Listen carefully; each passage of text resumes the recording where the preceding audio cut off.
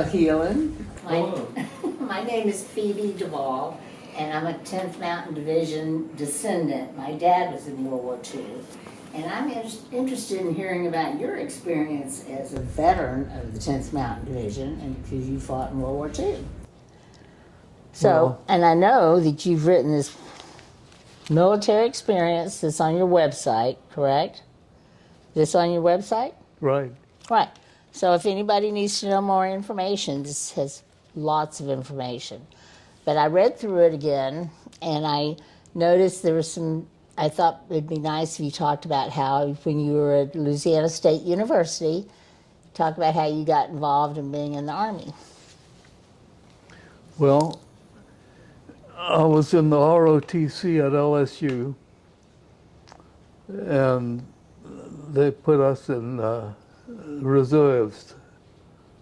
And at the end of the semester, they put us on a train to Camp Roberts, California for basic training. And from there, after basic training, I ended up in Camp Hale, Colorado. There were about 8 of us from LSU who went there. And there was some guys from the University of Oregon had been sent to Camp Hale, just like us. And they wrote to their commandant of cadets at Oregon, and he twisted some arms or something, and they got to go back to Oregon to finish their schooling. So we wrote to the commandant of cadets at LSU. He writes a letter back, says, "Sorry, boys, you're in the Army now." And next thing I know, I'm up to my ass in snow at Camp Hale, Colorado. It's a little different than being in Louisiana, wasn't it? Except for last week. Well, when you, and then would you like to talk about how you ended up, I guess at Hampton Roads? And where? Well, how you got from the United States to Italy. On a boat. Right, but wasn't it a converted It was, ship? yeah, it was to Argentina, and it was like a 10,000 ton trip boat. And there was a USO troop on the ship with us. The food was terrible. We only had 2 meals a day, and it wasn't very good. We landed in the day before Christmas, 1944, in Naples, Italy. Okay. Put us in a compound about a few miles out of town. And my buddy Charles and I decided that we wanted to see Naples. And our company had guard duty, so we had no trouble getting out. So we hopped the train and went into Naples. Everything was blacked out. Each street has off limits, off limits, off limits. And finally at one street we saw a door open. So we headed for it, and we got there, and there were 2 British soldiers trying to get in this place, and they wouldn't let them in, but they let us in. And it was crowded with people, and there was a huge grill with chicken cooking on it. And we decided we weren't hungry, so we left. Caught the train back. Guard duty had changed. Our company wasn't on guard duty anymore. So we walked around the fence until we found a hole and got back in through the hole. That was good. And that's what I saw of Naples. Okay. The next day they put us on an Italian boat and took us from Naples to Lugano, Leghorn. And then we went out, we would just camp, put up our pup tents in a field, and we were training all day, waiting for the rest of the division to get to Italy. And one night, a couple of guys and I decided we wanted to see the Pisa. So it was about 5 or 6 miles into Pisa, so we took off walking. Got to see the Leaning Tower of Pisa by the moonlight, Oh, nice. but everything was blacked out. Once in a while you'd see a door open and somebody go in or out very quickly, then the door would close again. I was interested in reading how you became a communications expert, or that was your duty. Well, I got into the communication squad at Camp Hale, and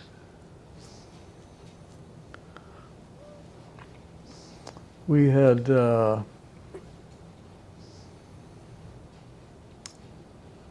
radios and telephones.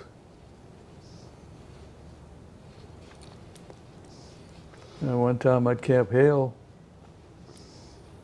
these radios were supposed to be good for about 20 miles, and that was it. But every once in a while, they were good for a lot further. And we were out at Camp Hale. We were out in the mountains training, and somehow I got on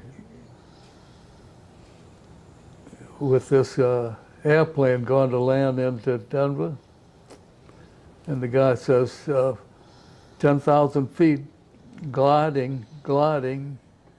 So I pressed my button. I said, 10,000 feet, walking. And then I understand that you also climbed Riva Ridge. K Company was in reserve the night we took Riva Ridge. And the next morning we went up to Riva Ridge. Okay. After that, we kept moving. These were the Apennine Mountains. And we ended up attacking Mount Delatarascia. And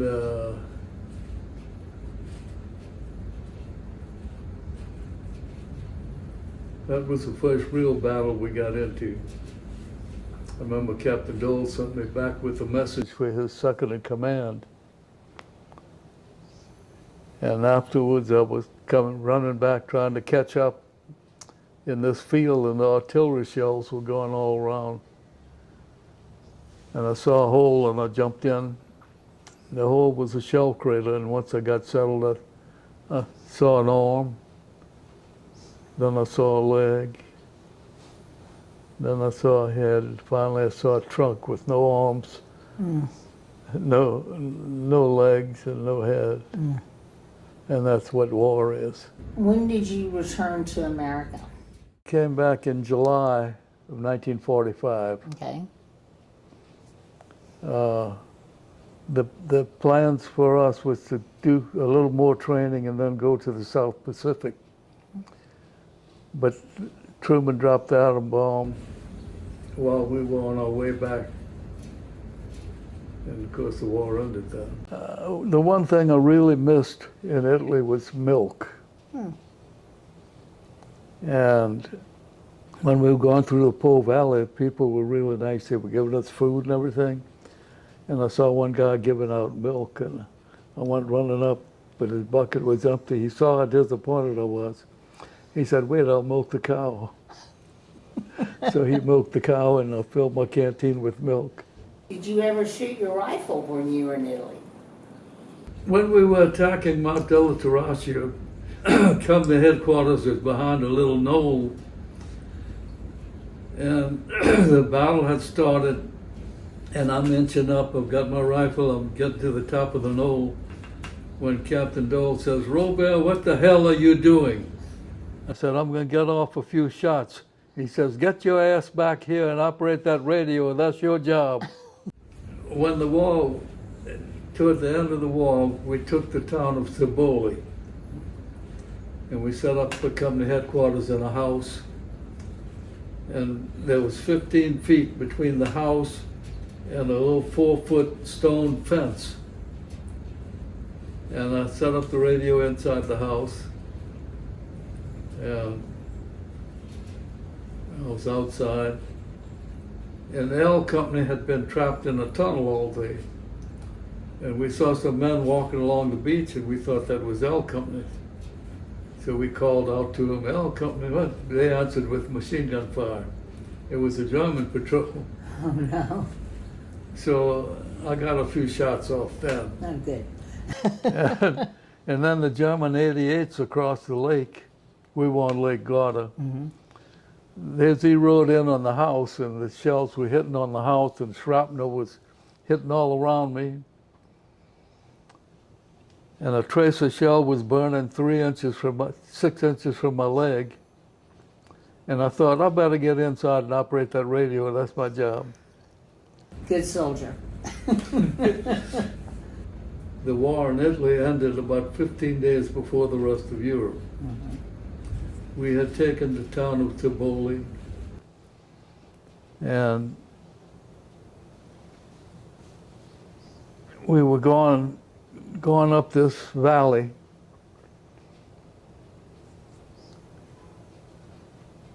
And we kept going, and it got to be night. No, wait. The Germans had surrendered to us in Italy.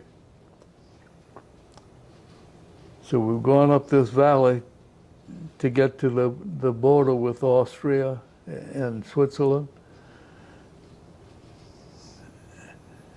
And it got to be night, and we were still going. And it turned out there was some German forces,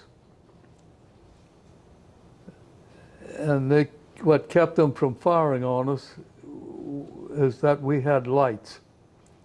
They thought, well, something's up if they're going at night with lights. So they found out what had happened, and they surrendered. Can you tell me about the surrender? How they surrendered to you? The Italian people were putting flowers on the hoods of the vehicles, and there were the Germans. They were just standing at attention with their weapons. And the reason we were going up this valley was to get to the border, to keep the soldiers from getting back into Germany and not being POWs. Okay. Was it shortly after that you returned to the United States? This was in May, and we returned to the States in July.